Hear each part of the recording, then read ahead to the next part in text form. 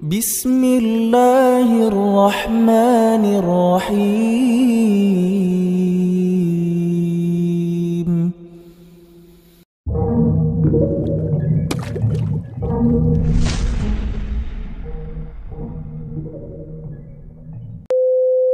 Sahbihi wa sallama taslima. Nah, kembali lagi kita mengkaji tafsir Al-Quran agar kita mendapatkan bimbingan petunjuk dari Allah Subhanahu wa Ta'ala dari kitab suci yang mulia ini. Karena tidaklah dia diturunkan kecuali hudan, sebagai petunjuk bagi umat manusia. Apa saja yang dibutuhkan oleh manusia yang berkaitan dengan hablum minallah dan hablum minan nasnya, itu pasti dia dapati di dalam Al-Quran Al-Karim. Nah, sekarang kita sudah di surah Asy-Syams. Surah Asy-Syams, surah yang mengingatkan orang-orang musyrik tentang apa yang mereka lakukan, bahwa pengingkaran kalian itu sudah ada pendahulunya, yaitu dari kalangan kaum Samud yang kalian kenal mereka. Karena kaum Samud itu Pak tinggal di daerah Arab Saudi sana. Kalau kita pernah umroh atau haji gitu, di daerah Madinah bagian atas namanya Al-Ula, di sanalah dulunya tinggal kaum Samud yang mereka memiliki postur tubuh yang besar gitu, punya kemampuan memahat batu, karena mereka tinggal di sekeliling bukit-bukit bebatuan. Mereka pahat batu-batu tersebut jadi apa? Jadi rumah-rumah mereka. Allah binasakan mereka karena sebab pengingkaran terhadap Nabi Saleh alaihi salam yang diutus kepada mereka. Maka Allah menurunkan surah Asy-Syams ini mengingatkan orang musyrik.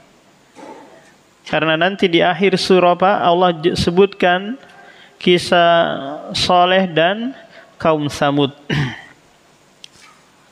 Allah berfirman, "Wasyamsi waduhaha wal qamari idza talaha wan nahari idza jallaha wal laili idza yaghshaha." Wasyamsi, dan demi matahari. Matahari itu Pak, Allah bersumpah dengannya karena dia memiliki keistimewaan. Dia memberikan dua faedah kepada kita. Apa itu Pak? Faedah maknawi dan hissi. Apa faedah maknawinya? Kehadiran matahari itu Pak mengingatkan kita tentang negeri akhirat, di mana nanti di antara planet yang ada, yang tersisa itu hanyalah matahari yang Allah hadirkan di padang mahsyar, yang Allah dekatkan sejarak 1 mil, sehingga manusia berkucucuran keringat. Ada yang keringat mereka sampai mata kaki, sampai lutut, sampai betis, sampai paha gitu, sampai pinggang mereka. Kenapa? Karena matahari begitu dekat. Sekarang Pak, kalau di dunia ini ya, matahari didekatkan sedikit saja, itu bisa membakar penduduk bumi. Atau dijauhkan sedikit saja bisa membuat apa? Beku. Paham? Allah buat jaraknya pas. Agar apa? Agar matahari itu nyaman bagi seluruh makhluk. Nah, kemunculan matahari di pagi hari itu Pak, itu mengingatkan kita tentang negeri akhirat. Makanya ketika muncul matahari, kita disunahkan untuk sholat sunnah duha. Sholat sunnah duha 2 rakaat. Sekaligus apa? Bentuk rasa syukur kita kepada Allah yang telah memberikan nikmat sendi-sendi kita itu lancar bergerak Pak, itu adalah kenikmatan di pagi hari. Bayangkan kalau sendi-sendi kita sakit berarti asam urat ini Pak ya. Paham nggak? Lancar sendi-sendi kita. Alhamdulillah bergerak bagus gitu, dan persendian kita ini ada 360 jumlahnya. Dan itu cara bersyukur kita dengan apa? Menegakkan sholat duha 2 rakaat di pagi hari. Paham? Adapun sholat syuruk itu Pak, itu diperselisihkan oleh para ulama. Ada yang mensahihkan, ada yang mendoifkan. Tapi yang lebih kuat adalah hadisnya doif. Salat syuruk itu. Yang keutamaannya apa? Setara dengan pahala haji. Hajan taman kata Rasul. Haji yang sempurna. Tapi hadisnya doif. Tapi yang kita lakukan adalah salat sunnah di awal. Salat duha di awal waktu. Ini faedah pertama dari matahari. Faedah yang kedua Pak, matahari itu bermanfaat bagi makhluk. Tidak hanya pada manusia, tapi pada hewan-hewan, tumbuh-tumbuhan dan yang lainnya. Membantu hewan sehat gitu. Manusia juga ketika berjemur di pagi hari Pak, itu mendapatkan vitamin apa? Vitamin D. Bayi-bayi kita kalau nggak mau kuning itu dijemur pagi hari. Dan yang paling bagus itu mulai dari jam 11 sampai jam 2. Tapi kasihan Pak ya.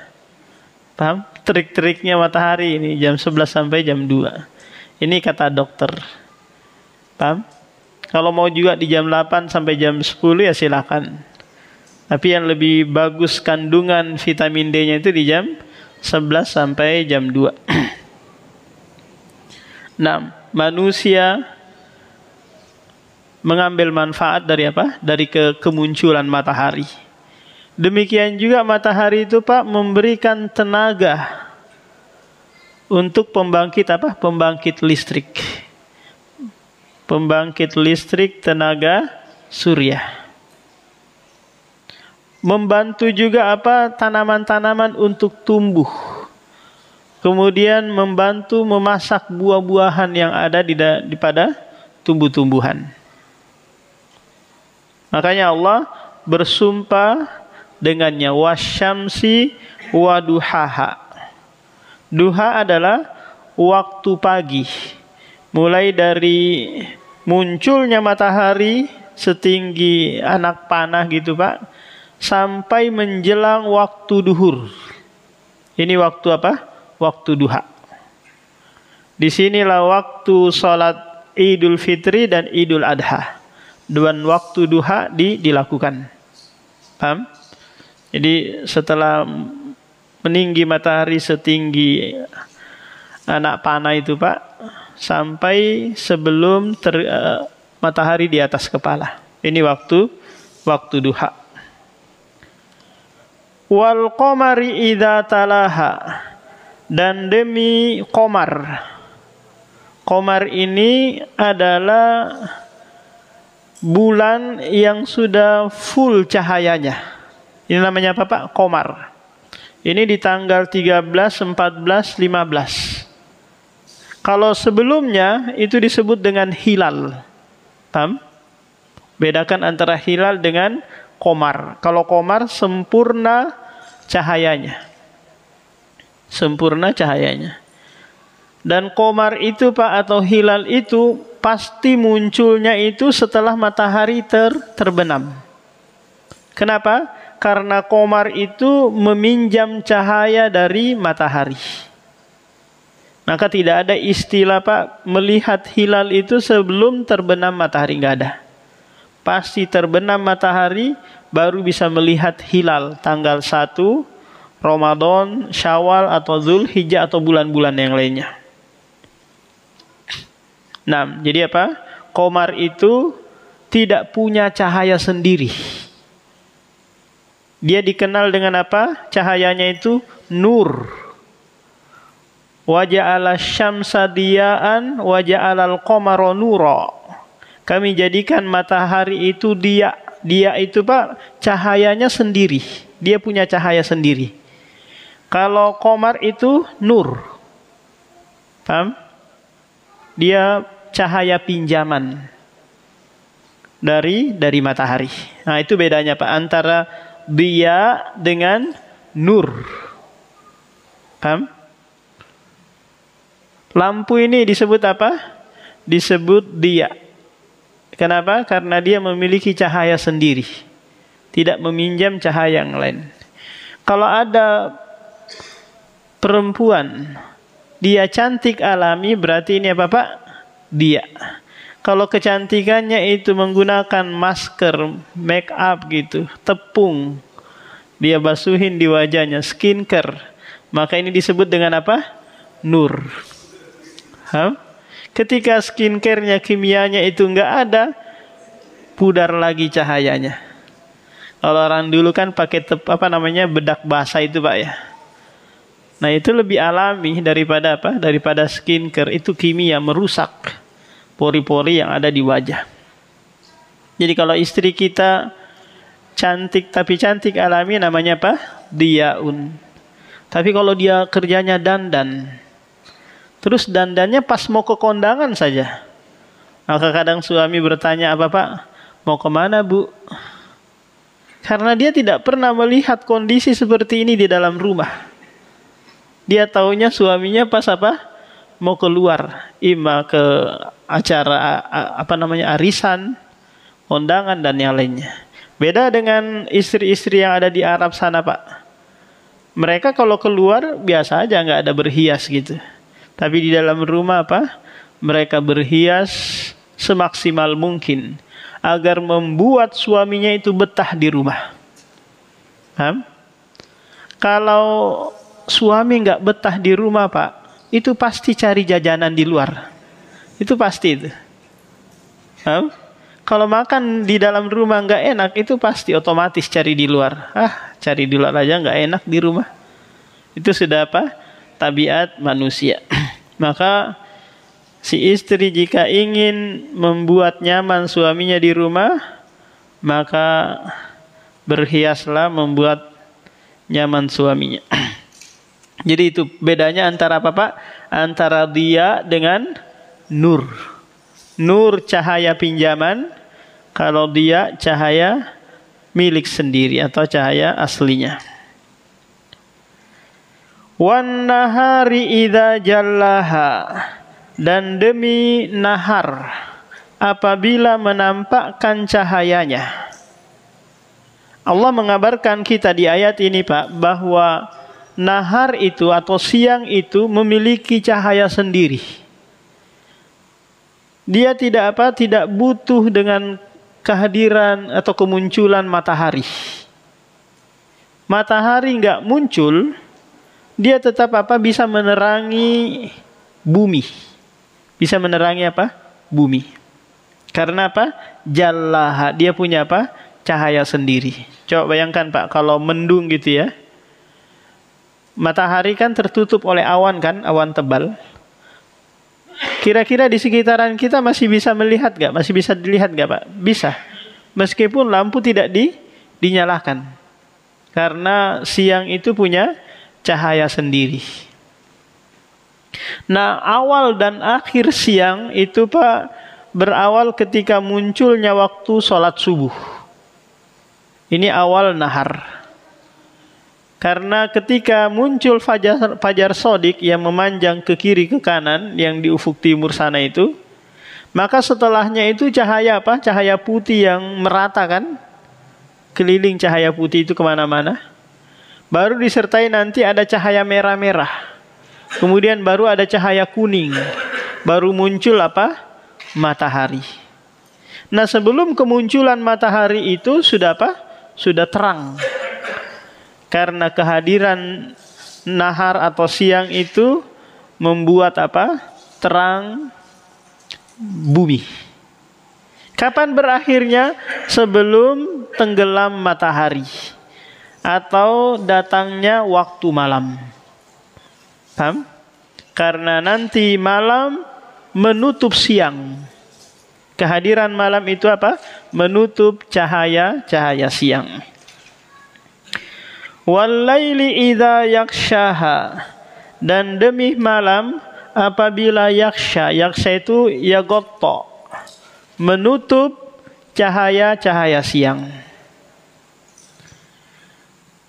Was-samaa'i wa ma banaha, dan demi langit dan bangunannya. Dan bangunannya, tingkatannya. Sering kita ulang-ulang ini Pak, bahwa langit itu 7 lapis. Ditinggikan oleh Allah tanpa tiang. Tanpa tiang. Diciptakan oleh Allah selama 2 masa. Selama 2 hari. Karena Allah menciptakan langit 2 hari, bumi 2 hari, dan apa yang ada di antara keduanya selama 2 hari juga. Paham? Mulai dari hari Ahad, kalau minggu itu bukan Islam Pak ya, tapi Ahad kalau Islam. Ahad itu 1. Isnain 2, Sulasa 3, Arbi'a 4, Khomis 5, Jum'ah 6. Paham? Mulai dari hari Ahad hingga hari Jumat, Allah menciptakan alam semesta ini. Kemudian di hari Sabtunya, Allah bersemayam di atas arsy. Kata orang Yahudi, Allah istirahat capek. Paham? Allah bantah di surah Qaf, wa ma massana min lugub. Kami itu tidak merasa lelah sedikit pun dari menciptakan alam semesta ini. Makanya mereka orang Yahudi apa? Istirahatnya itu di hari Sabtu. Lelah mengejar dunia, mereka ibadahnya sekali sepekan. Paham? Makanya zakatnya mereka katanya berapa? 10% ya. Kita yang setiap hari ibadah zakatnya 2,5%. Nah, jadi kita ibadah siang malam bukan karena Allah butuh. Paham Pak? Tapi kita yang butuh ibadah. Mereka ibadahnya sekali sepekan itu karena ingin memisahkan antara muamalah dengan ibadah. Paham?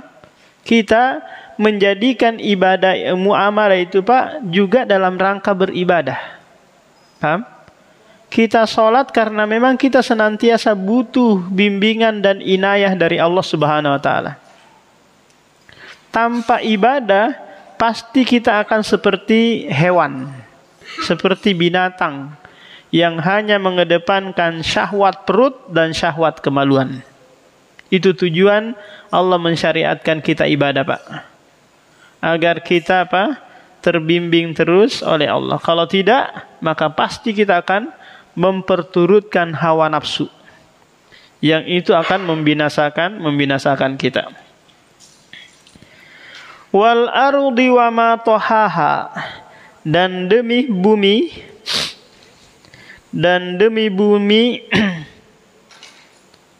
serta penghamparannya. Kita tahu Pak bahwa bumi itu seperti karpet yang dihamparkan. Di mana karpet itu Pak akan mengikuti bentuk yang dia akan tempati, ya kan? Kalau nanti bergunduk-gunduk itu dia akan ikut. Kalau nanti agak nanjak-nanjak dikit dia akan ikut. Begitulah kondisi bumi kita. Ada yang datar, ada yang nanjak, ada yang... Tapi intinya bumi adalah planet yang layak dihuni oleh manusia. Satu-satunya planet yang ada untuk hunian manusia. Jangan pernah berpikir tinggal di planet Mars atau planet-planet yang lain. Semuanya tidak layak dihuni. Ada di YouTube itu Pak, ada seorang ilmuwan Indonesia mencoba merancang buat perumahan di Mars, planet Mars. Maka ini tidak akan terwujud. Karena Allah sudah mengabarkan alam naj'alil ardo kifata ahya'a wa amwata. Kami sudah menjadikan bumi ini tempat yang cukup, tempat yang layak bagi orang yang hidup maupun orang yang meninggal dunia. Cuma kadang kita sempit-sempitan di kota karena nggak mau tinggal di kilo 100 sana. nggak mau tinggal di kilo 200 atau di KN, nggak mau. Paham? Nyaman tinggal di kota. Akhirnya apa? Dapatlah 6 kali 6. Dapatlah 5 kali 10. Coba Bapak tinggal di sana, dapat 1 hektar kan? Dapat 2 hektar. Akhirnya apa? Luas tempatnya. Wa nafsi wa ma sawaha, dan demi jiwa dan penyempurnaannya. Yang namanya jiwa, Pak, itu terdiri dari 2 komponen, jasad dan ruh. Dalam tubuh kita ini ada jasad, ada ruh. Paham? Jasad itu terdiri dari daging, tulang, kulit, dan organ-organ tubuh kita. Paham? Kemudian ada juga di dalam tubuh kita ini namanya apa? Ruh. Kedua-duanya ini adalah makhluk. Hanya saja ruh itu, Pak, dia abadi. Dia abadi. Tidak mengalami namanya kebinasaan. Ruh kita itu. Paham? Sama dengan surga dan neraka. Dia apa? Abadi. Kapan jasad kita ini memiliki ruh? Yaitu tatkala si janin ini berumur 120 hari. Baru Allah perintahkan malaikat yunfakhu fihi ruh, ditiupkan ruh ke dalamnya. Nah, ketika jasad ini memiliki ruh, maka dia disebut dengan apa? Nafsun. Disebut dengan nafsun. Suatu saat nanti ketika jasad ini akan berpisah dengan ruh, maka disitulah dia berakhir kehidupannya di muka bumi ini. Maka dia akan ditarik, dikeluarkan dari jasad, sehingga nanti si jasad ini melihat ruhnya itu ditarik. Makanya orang yang mati itu, Pak, terbelalak matanya. Paham? Matanya apa? Terbelalak ke atas. Karena dia melihat ruhnya itu ditarik. Saat ini saja dia melihat ruh. Selebihnya nggak ada tempat untuk melihat ruh. Nanti dikembalikan kapan lagi ruh itu? Ketika si jasad tadi, si mayit tadi dimasukkan ke dalam lubang lahat itu, liang lahat, maka bersamaan itu dimasukkan pula ruhnya yang ditarik ke atas tadi. Paham? Setelah itu nyatu lagi, maka dia berada di alam barzah, alam persinggahan, sebelum menuju padang mahsyar. Maka dari sini, Pak, tidak ada lagi istilahnya ke dunia. Kalau sudah di alam barzah, maka ruh dan jasad tidak boleh lagi ke dunia.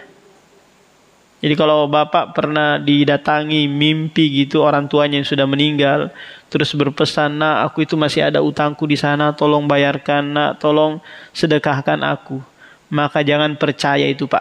Itu adalah jin. Paham? Itu jin datang ke mimpi Bapak berwujud apa? Orang tua Bapak. Jangan. Kenapa? Karena itu adalah jin. Nggak ada ruh itu ke dunia, nggak ada. Ruh yang sudah meninggal nggak bisa lagi ke dunia. Apalagi gentayangan di sekitaran rumahnya 40 hari. Itu keyakinan orang Hindu. Paham? Keyakinan orang Hindu. Apalagi kemarin yang sempat viral itu, Pak. Di mana ada seorang yang terbunuh atau 7 atau 6 tahun yang lalu, kemudian teman dekatnya dirasuki. Bahwa yang membunuh itu si fulan. Banyak orang yang percaya. Paham, Pak? Ini merusak akidah kita ini. Kalau kita percayai hal ini, akhirnya apa? Membuat kerusakan, membuat fitnah. Paham? Orang yang kerjanya tukang bangunan dituduh jadinya. Akhirnya sekarang dilepaskan. Karena ternyata enggak benar tuduhannya itu. Paham? Ini dari mimpi. Maka ini adalah permainan jin. Nah, kalau Ibnu Taimiyah, seorang ulama di abad ke-8 Hijriah, ditangkap oleh pemimpin karena pemimpin waktu itu tidak sesuai penasehat-penasehatnya, akidahnya tidak sesuai dengan Ibnu Taimiyah ini. Akhirnya dia ditangkap. Kemudian tersebar isu di tengah masyarakat bahwa Ibnu Taimiyah ini Pak menyampaikan ceramah di daerah tertentu.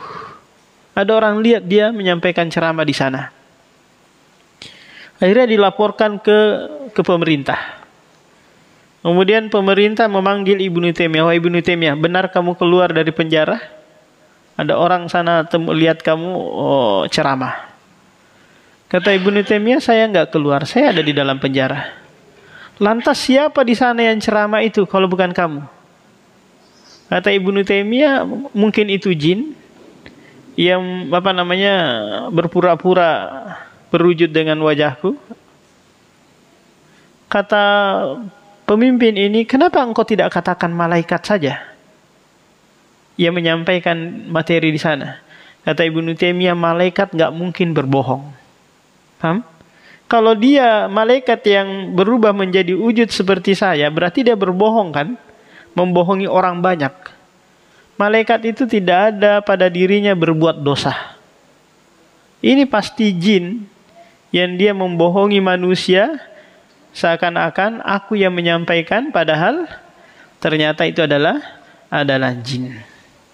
Nah, kalau sekiranya ada yang gentayangan Pak, kolor hijau kah, kuntilanak kah, kemudian pocong kah, macam-macam lah yang muncul, yang itu yang sering kita lihat di film-film horor itu ya.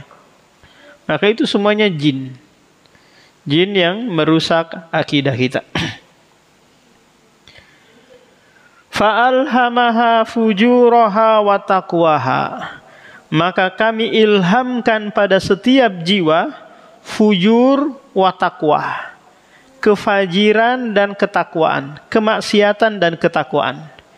Ini pelajaran besar bagi kita Pak, di mana Allah mengabarkan kepada kita manusia itu dibekali oleh Allah dua hal ini, kefajiran dan ketakwaan, kemaksiatan dan ketakwaan.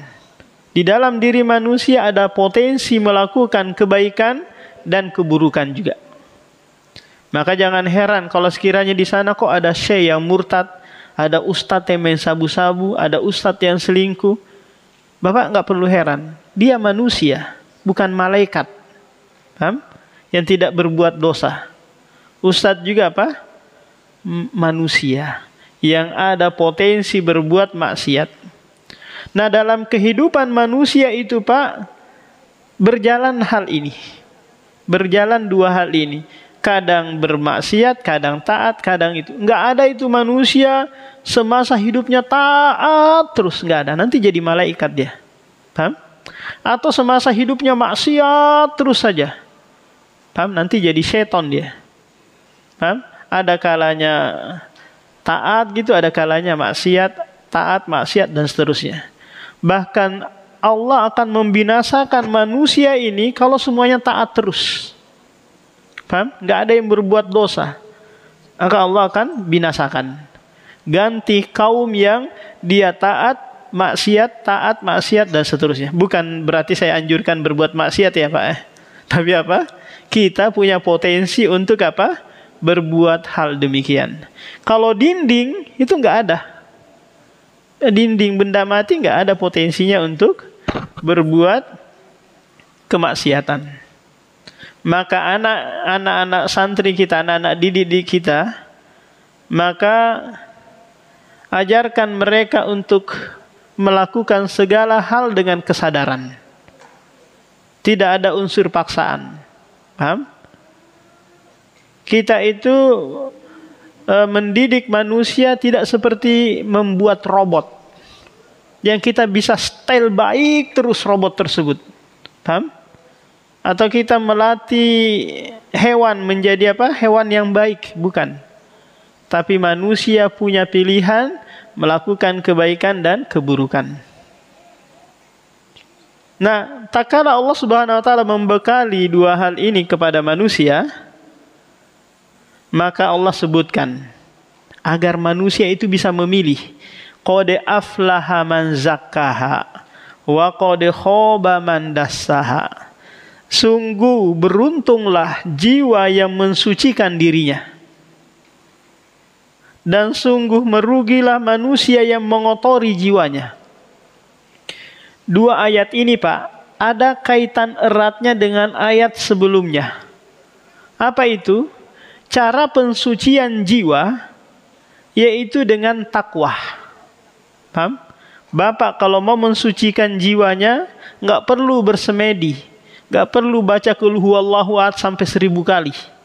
Paham? Cukup Bapak sholat, puasa, berbuat baik, sedekah dan yang lainnya. Itu adalah pensucian jiwa yang terbaik. Gak perlu semedi kayak ada di Jawa itu, Pak, semedi sampai 11 tahun, jenggotnya sampai ke tanah, kuku-kukunya macam-macam. Ini bukan ajaran Islam. Paham? Karena pensucian jiwa itu hanyalah dengan ketakwaan, yaitu meninggalkan larangan dan mengerjakan perintah. Dan pensucian jiwa yang tertinggi, Pak, adalah tauhid, mengesahkan Allah Subhanahu wa taala. Paham? Ini dikenal dengan apa, Pak? Tazkiyatun nafas. Pensucian jiwa. Nah, inilah yang membuat manusia itu beruntung. Beruntung di dunia, beruntung di akhirat. Maka dari sini kita tahu, Pak, bahwa buah dari ilmu yang bermanfaat adalah pensucian jiwa. Kalau anak kita kirim ke pondok pesantren, ternyata pulang-pulang tambah ugal-ugalan, tambah jadi-jadi, maka berarti ilmunya tidak bermanfaat. Ilmunya dia tidak manfaatkan. Karena tidak dia sucikan dirinya dengan ilmu tersebut. Paham? Kita belajar itu, Pak, sebagai wasilah agar kita memperbaiki ubudiyah, penghambaan diri kepada Allah. Inilah yang menjadikan ilmu itu bermanfaat. Kalau enggak, dia seperti yang lainnya, enggak ada gunanya. Kalau tidak mendekatkan, mensucikan diri kita kepada Allah Subhanahu wa taala. Ilmu itu bukanlah hal yang didengar saja atau yang dihafal saja. Paham? Tapi ilmu itu membuahkan tazkiyatun nafas, pensucian jiwa, yang membuat kita beruntung di dunia dan di akhirat. Kalau dari ilmu yang kita pelajari tidak mendekatkan diri kita kepada Allah, Pak, maka kita seperti orang Yahudi, punya ilmu tapi tidak diamalkan. Atau kita mensucikan diri tapi tanpa ilmu, maka kita seperti Nasrani, sesat. Dia beramal tapi tanpa dasar ilmu. Wa qad khaba man dassaha, dan sungguh merugilah orang yang mengotori jiwanya. Kaitan ayat ini dengan ayat sebelumnya juga, Pak, yang di ayat 8 itu, bahwa cara untuk mengotori jiwa dengan apa? Dengan melakukan kemaksiatan. Ini, gak usah jauh-jauh, Pak. Bapak gak usah sholat saja, itu mengotori jiwa. Kenapa? Karena setiap kesalahan yang kita lakukan, Pak, nuktatun sauda fi qalbina. Allah akan berikan titik hitam di dalam hati kita. Paham? Makin banyak dosa, makin banyak pula titik hitam di dalam hati kita ini. Sehingga dia nanti menjadi hitam kelam, tidak bisa lagi membedakan mana yang hak, mana yang batil. Semua disikat. Paham? Nggak tahu sudah. Ini kalau apa? Kalau mereka hatinya sudah kotor dengan noda-noda kemaksiatan. Dan pengotor jiwa yang tertinggi, Pak, adalah kesyirikan. Kesyirikan. Semua pelaku syirik itu, Pak, itu semua karena tidak menggunakan akalnya.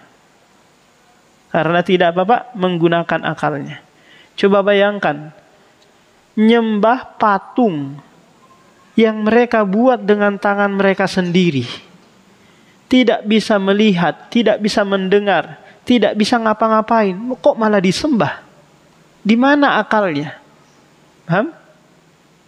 Kata Ibrahim kepada bapaknya, "Ya abati, lima ta'budu ma la yasma' wa la yubsir wa la yugni anka syai'a." Wahai bapak, kenapa engkau menyembah sesuatu yang tidak bisa mendengar, melihat, tidak bisa mencukupimu sedikit pun? Kenapa Pak? Karena mereka tidak gunakan akalnya. Tidak guna. Jadi seluruh non-muslim itu tidak menggunakan akalnya dengan sebaik-baiknya. Sehingga mereka apa? Hanya mengedepankan hawa nafsu. Jadi Allah menyebutkan dua hal ini Pak, agar kita memilih mau beruntung atau mau merugi. Silahkan Anda pilih. Terserah lu. Atau istilahnya Bapak, terserah gue. Hidup ini adalah pilihan. Anda mau beruntung, mau merugi, silakan. Allah berikan penawaran. Berikan penawaran. Ini cara untuk mendapatkan keberuntungan, ini cara untuk mendapatkan kerugian. Pastilah manusia akan memilih apa Pak? Mau beruntung. Itu kalau mau berpikir. Kalau mau mengedepankan hawa nafsu, pasti akan menempuh jalan-jalan kerugian. Nah, karena waktu sudah masuk, ada yang mau ditanyakan Pak? Silakan.